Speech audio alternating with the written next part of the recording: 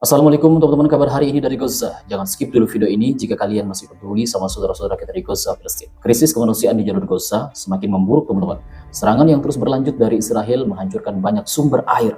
Akibatnya teman-teman, warga Gaza kekurangan air minum, lingkungan makin tercemar, dan kesehatan mereka terancam.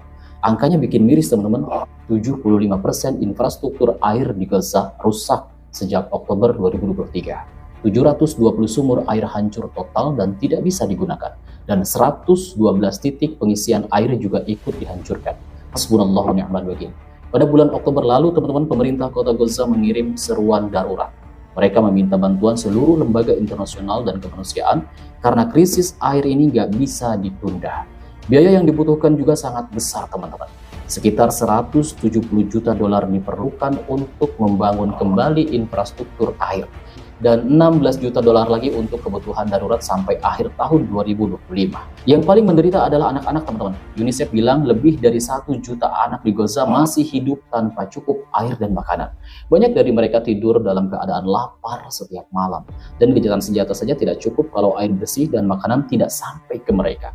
Meski situasinya berat, teman-teman, ada upaya yang terus berjalan di Gaza. Direktur Otoritas Air Gaza, Saad Ali, berkata, tim kami terus bekerja untuk memastikan warga tetap bisa dapat air minum lewat mobil tangki air, perbaikan stasiun desalinasi, dan titik pembagian air. Tapi hambatan terbesar datang dari pendudukan Israel, dan itu selalu mereka melarang masuknya peralatan yang dibutuhkan untuk memperbaiki jaringan air dan stasiun pembuangan limbah.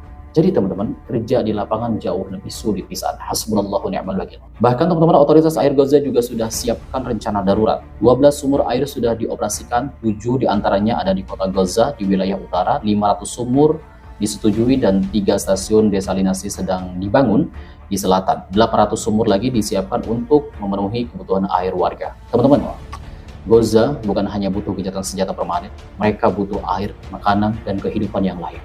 Tugas kita saat ini terus peduli dan terus bersuara untuk mereka. Yang bisa membantu dengan sebagian harta, silahkan bantu.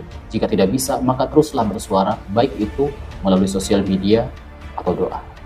Untuk membantu saudara-saudara kita di Gaza, untuk membela saudara-saudara kita di Gaza, cukuplah jadi seorang manusia yang bisa memanusiakan manusia. Gak perlu jadi muslim. Karena saudara-saudara kita di sana itu bukan hanya orang muslim, tapi orang non-muslim juga, orang umat Kristiani juga. Jadi buat kalian, teruslah bersuara. Jangan pernah katakan lelah. Share video ini sebanyak-banyaknya, Free Palestine.